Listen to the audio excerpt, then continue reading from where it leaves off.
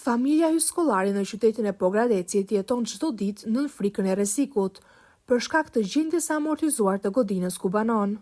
Bëhet fjalë për ish godinën e gjeologjisë, ku pas çdo stuhie rreshjesh, uji tepërton në banesë, duke dëmtuar tavanet dhe muret. Sipas familjes, situata është përkeqësuar ndjeshëm gjatë muajve të fundit, ndërsa banesa është kthyer në një rrezik real për jetën. Zonja e shtëpisë, Kimete Hyjskollari, shpreh se çdo herë që bie shi, uji hyn brenda, duke e bërë të pamundur një jetesë normale dhe të sigurt. Jemi banorë të gjeologjia, banojmë 3 familje. Jemi në vështirësi sa herë që bie shi, na pikon e gjithë suvaja, tavani. Jo, është në pronësi të bashkisë.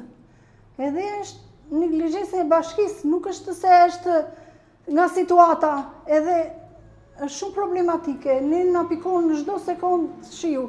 Nuk e di si do bëhet kjo. Janë edhe 2 kate të tjera, që nga kati 4, e gjën në katë 3 pikon. Nga kati 3 bjen në katë 2, ku kemi shtëpinë. Duhet të izolohet taraca, sepse ka shumë lagështi.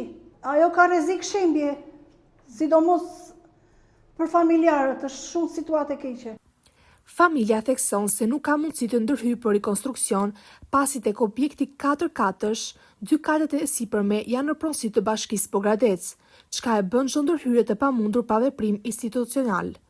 Sipas tyre, problematika është bërë e ditur edhe më herët pranë Bashkisë Pogradec, përmes një kërkese zyrtare emergjente, por deri më tani nuk është marrë asnjë masë konkrete për të garantuar sigurinë e familjeve që jetojnë në këtë objekt. Kemi bërë kërkesë, asnjë përgjigje. Kemi vajtur dhe atje prezent. Na thonë që s'është kompetenca tonë. Është në bashkëpronësi me shtetin. Duam ndihmë sa më shpejt, sepse ajo është rrezik shembje në radhë të parë, pale që po jetojmë me legene, me kova. Na pikon në çdo dhomë, në çdo korridor. Banorët kërkojnë ndërhyrje të menjëhershme nga institucionet përgjegjëse, duke theksuar se situata nuk mund të presë më dhe se çdo vonesë shton rrezikun për pasoja më të rënda.